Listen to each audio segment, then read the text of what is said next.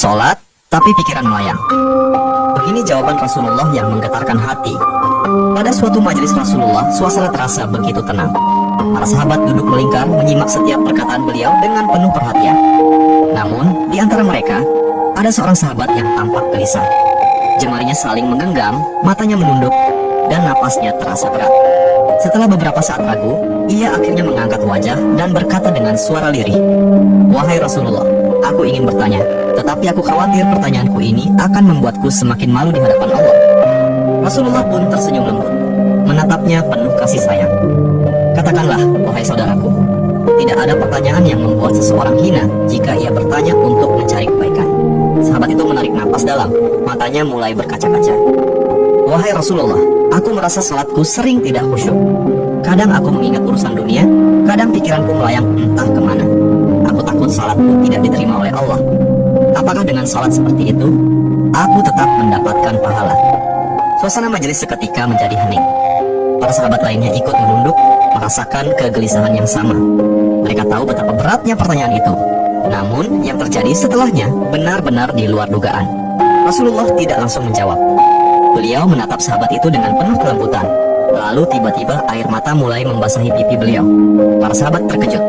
Mereka jarang melihat Rasulullah menangis dalam situasi seperti ini. Dengan suara bergetar, beliau berkata, "Demi zat yang jiwaku berada di tangannya, sungguh setan tidak akan pernah berhenti berusaha mencuri bagian dari sholat seorang hamba hingga ia teralihkan.